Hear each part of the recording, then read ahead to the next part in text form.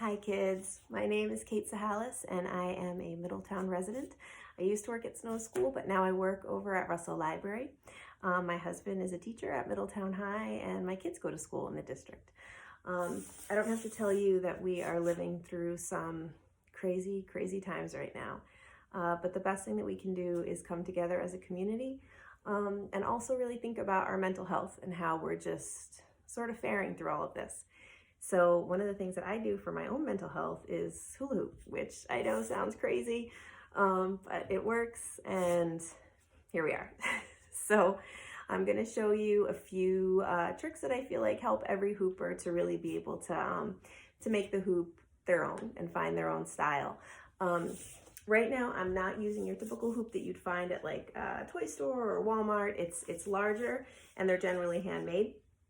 So if you have a hoop like this, that's great. But if you don't, just use what you have and you may find that you can do a lot of the moves with one of those. Okay, so here we go. So when you're hooping, the first thing that you're going to get comfortable with is waist hooping. You're either going to be a side-to-side hooper or a front-to-back hooper. Now, a lot of people think to hula hoop, they have to move their hips in all these crazy kind of ways, and you're not. You're really just engaging your core muscles. So if you're a side-to-side hooper, you're going to have your feet about hip distance apart, maybe a little bit wider, and you're engaging your core muscles and literally just shifting your hips from side to side, side to side, side to side. If you are a front-to-back hooper, you're doing the same thing, except you're engaging your core and then shifting front to back. I have found that a lot of people who hoop from front to back need to exaggerate the movement a little bit more, maybe move a little bit faster until they get more comfortable with it, and then it's a much smaller movement, just shifting your abdominal muscles front, back, front, back, front, back. You will find that you have one natural direction, and it doesn't have to do with whether you're right or left-handed. So I'm right-handed, but my natural direction is to hoop to the left. That being said, it's always good to practice in your non-dominant direction. So it feels super awkward. It feels like you're writing with with the wrong hand. But what it does is help to keep both sides of the body balanced. So really anything that you're practicing in hooping, you should try to do in the opposite direction as well. Okay, so waist hooping is fun. But eventually we want to get to the point where we're able to move the hoop up and down our body. The easiest or the closest spot to get comfortable with once you're hooping on your waist, once you've gotten the hang of hooping on your waist, is your hips. So in order to get the hoop to your hips, you have to slow down the flow of the hoop a little bit and then catch it right around your hip bones. For me, it's like I'm right below my hip bones. It's a very small spot to hit before the hoop falls to the floor. Now, a lot of times the hoop just wants to go right back to your waist. So the way you keep it on your hips is to roll the hoop down and then push your butt back. And that back, back, back, back, back, that's what keeps it on your hips. And when you're ready to bring it back to your waist, you just kind of push into that one hip and it'll pop back to your waist. I should say with hip hooping, because you're very near your hip bones, it is common to get a little bruised on your hips if you're overdoing it. Eventually, you're not even going to feel it, but when you're first learning how to hoop, you can be more sensitive. So if it starts to feel uncomfortable on your, around your hips, then just move to another part of the body. Which brings me to my next move. So as I said, you're going to tire from hooping on your waist or hooping on your hips. So it's good to have off-body things to work on. The first off-body move that most hoopers get a handle of is the halo. So I'll start with my right hand and my palm is down so I can see the top of my hand. I go across my body, get one finger in, and then my whole hand. Okay, so it's rolling over the back of my hand and then I'm grabbing it in between. That grab in between is extremely important. That's what keeps the hoop from flying out of control, which it absolutely will do. I have marks all over my ceiling and I have windows over here that I don't want to hit. So when you roll over the back of your hand, you have to grab in between, even if you're outside, because it keeps it from, hitting somebody and flying out of control. When you want to pass off to your opposite hand, you just bring your palms together, kind of in a prayer position, and then hand it off. So now that I'm in my left hand, I'm doing the exact same thing. I'm rolling over the back of my hand and grabbing in between. And come back down. So, just as you can bruise on your hips, you can also bruise on the back of your hands because you don't have any cushion here. So as you're practicing the off-body moves, be mindful of that as well. So if the back of your hand starts to hurt a little bit, give it a break. So that was over the head halo, but you can also do a vertical hooping, which I'll start with my right hand as well. I flip it up, get one finger in, then the back of my hand, my whole hand rather, comes in. And it's the same thing. I'm rolling over the back of my hand and grabbing in between. That same grab is really it's gonna keep you from throwing the hoop when you don't want to. When you want to switch hands, same thing. Bring the palms together and then pass off to your opposite hand.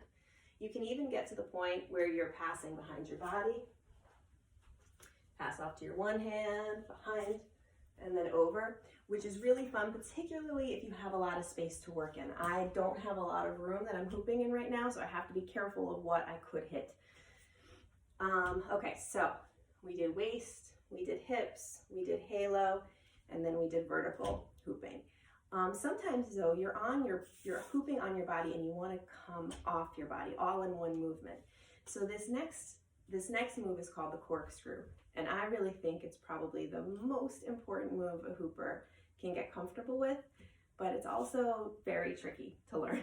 And it can take a while, and it can feel really clumsy until you do it enough times that it eventually gets clean. And it might be hundreds of times. Like it can take a while for it to really flow. So don't be discouraged if it doesn't happen, right away. So you start by, for me, I'm hooping to the left. So I'm going to take my right hand and I'm going to rest it on my left hip. And I'm just going to allow the hoop to roll over the palm of my hand. I'm not grabbing the hoop. If I grab it, it's going to immediately stop the flow, which is the last thing I want to do. So I'm rolling it around my waist, letting it pass over my hand. And then when I'm ready to, my elbow is going to come up and my wrist is going to come up, just straight up. So I'm rolling over the back of my hand, or the palm of my hand, and then I come up overhead. And then I'll come back down to my body. So I'll show you that again.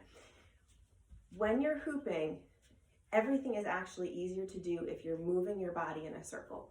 So the motion's going to stay the same, elbow up, wrist up, just straight up. But I'm going to move my body at the same time, and it will just give me a little bit more space to work within. Okay. So it's rolling over the back of my hand, and then I'm going to walk in a circle as I come up overhead and then back down.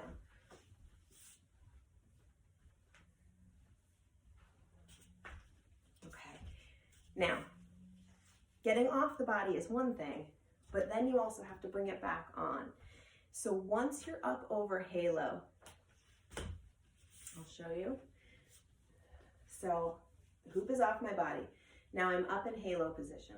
I'm going to pass it off to my left hand, and then I'm literally going to place it right where I want it to go. So in this case, I want to put it right on my waist. So now I'm in my left hand, and then I'm going to turn around and put it right to my waist. If I don't place it on my waist or my chest or my hips, wherever I want it to go, if I don't place it right there, it will usually fall to the floor. So once I'm up overhead, I'm in halo, and then I come around and just boom, put it right where I want it to go. Okay, whoops. All right, so now we've got a few off-body things. It's fun to go down to the hips, but then also to be able to come back up to your chest. So when you're chest hooping, you're really trying to hit 4 distinct points. So you're isolating to the right, back, left, forward, right, back, left, forward. So you're kind of making this isolation movement, but you really want to think about hitting all those points. It's the back, the arching back, that really keeps the hoop on your chest. So you can start by bringing the hoop immediately to your chest and doing that motion. But if you want to practice from your waist and moving up to your hips. You really have to exaggerate that back movement for a while until your body knows exactly what to do. So you're on your waist and then you're pushing back, back, back until you get all the way up here. And then you continue to push back into the hoop to allow it to stay there. If you don't push back, it will fall. So I find that once you get really comfortable with chest hooping, you can then move into shoulder hooping. One shoulder is going to be doing the majority of the work. So once I get into chest hooping, I'm going to pick an arm to slide in. So I'm going to take my left arm, put it in, and then my right. My left shoulder is pushing forward. This is the shoulder that's doing all the work. So my right shoulder is just kind of along for the ride. The left one is going forward like this, and that's what's keeping it on my shoulders. So my left shoulder is doing the work. If it pops up to your neck like that, just shimmy your shoulder in and you can get it back down. Okay, so anytime it pops up to the neck, just shrug your shoulder in and then you'll get back to where you want. Okay, that anything on your chest or shoulders is really heavily cardio activity. So you're gonna get out of breath pretty fast generally. And again, just like with off body, it can take a while for that to feel anything but super uncomfortable and awkward. So the last move I'm gonna show you is knee hooping, which I say knee hooping, but you wanna avoid your kneecap area. That's a really sensitive area. You do not want the hoop to hit there. You're basically mid-thigh. That's really, we call it knee hooping, but it's kind of a misnomer because you're above that space. If the hoop is hitting your knees, that's wrong. You don't want to do that. So keep the hoop right about here. But similar to shoulder hooping, you're going to have one leg that's doing the work, just like my left shoulder was doing the work. In this case, my right leg is going to stay solid. So all the muscles in my leg are engaged. The knee is soft, though. I don't want to lock my knee. My knee is soft, but the muscles are fully engaged. My left knee is going to start doing this. So just where my left shoulder was doing that, now it's my left knee. Okay. So you start at your waist, roll down to your hip, and then catch right about here. So I'm pretty much at my mid thigh, and I'm keeping my right leg solid and pushing my left knee out. When I'm ready to come up to my waist, I give it a push and then shimmy my hips together. I have to kind of give one good kick with my hip, but then I want to sort of move everything together, because if you shift too much in this hip, it's going to get your body off balance and kind of make your hips a little uneven. So just for safe body mechanics, you're kind of going to shimmy everything together. So I'll show you that one more time. Roll down to the hips and then boom. The lower it gets onto my knees, the harder it's going to be to pull it back up. So I'm pushing out, and then one good kick, and then shimmy together to get back up to my waist. Clothing really does make a difference when you're hula hooping. Jeans are good for leg hooping because it's got some kind of grit to stick to it, the hoop to stick to. If you're wearing shorts and you have bare legs, that's actually good, but don't try to avoid anything super slippery or shiny because it will slide down. Like the shirt I'm wearing now is actually a little bit too slippery, so I wouldn't probably wear this again for hooping. So just think about that. So I think that's enough for one day. I hope that you enjoy. I hope that you get to practice some of these things.